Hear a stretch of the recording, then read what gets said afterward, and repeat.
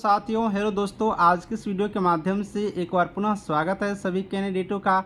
दोस्तों, बिहार स्वास्थ्य विभाग की तरफ से एक बड़ी अपडेट आई, बहुत बड़ी खुशखबरी कह सकते हैं, क्योंकि संविदा का समय बढ़ा दिया। यानी कि जो नौकरी संविदा पर कर रहे थे उनको समय सीमा को बढ़ा दिया गया। संविदा पे नौकरी करने वाले के लिए समय सीमा फिक्स रहता है, लेकिन ये समय सीमा फिक्स जो था उस वो एक बार पुनः बढ़ाया गया। अब ये जो बढ़ाया गया, इससे क्या हुआ कि जिनकी नौकरी जानी थी उन सभी को नौकरी एक बार पुनः बच गया। पूरे डिटेल्स में दिखाता हूँ किन किन पोस्टों को समय बढ़ा दिया गया है संविदा के लिए, और आप जो एएनएम में फिर या जीएनएम या फिर कई और भी पोस्टों के लिए संविदा पर कार्य कर रहे हैं, तो क्या आपको भी समय सीमा इसी तरह से बढ़ाए जाएंगे, उस पर भी थोड़ा सा बात करेंगे। तो चलिए वीडियो को आगे करते हैं। साथियों, ये नोटिस देख सकते हैं, बिहार सरकार स्वास्थ्य विभाग के तरफ से अपडेट किया गया है कल के डेट में। आप लोग ऑफिशियल वेबसाइट पर जाकर के भी देख सकते हैं। इसमें अगर आप लोग देखेंगे, यहाँ पर बिल्कुल रूप से अधिसूचना संख्या 17 दिनांक 19/4/2022 द्वारा राज्य के चिकित्सा महाविद्यालय एवं अस्पताल में जूनियर रेजिडेंट के 1 वर्षीय टेन्योर पदों पर नियुक्ति एवं पदस्थापित चिकित्सकों का विभागीय आदेश संख्या 8/5/23 द्वारा टेन्योर अवधि दिनांक 31/5/2023 तक के लिए विस्तारित किया गया है। ये जूनियर रेजिडेंट के लिए है। एएनएम जीएनएम का भी बताऊंगा, बिल्कुल रूप से आप लोग बने रहिएगा, क्योंकि संविदा का अवधि कैसे बढ़ता है आप लोग यहाँ पर स्पष्ट हो जाएगा। खास करके जो नया एएनएम ज्वाइनिंग किए हैं उसके लिए पहले इसको समझ लेते हैं कि किसी से रिलेट वहाँ पर होगा।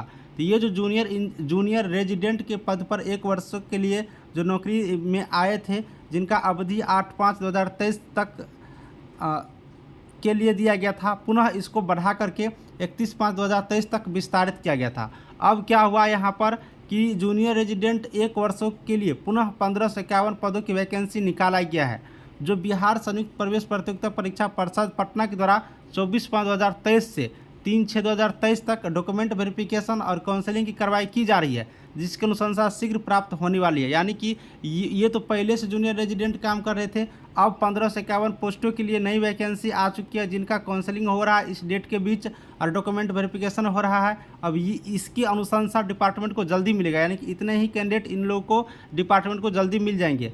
यानी कि अब जब 15 से 51 जो ये कैंडिडेट है, ये कैंडिडेट जब बिहार स्वास्थ्य विभाग को मिल जाएंगे जूनियर रेजिडेंट के लिए, तब जाकर के इन सभी कैंडिडेटों की संविदा के अवधि खत्म कर दिए जाएंगे।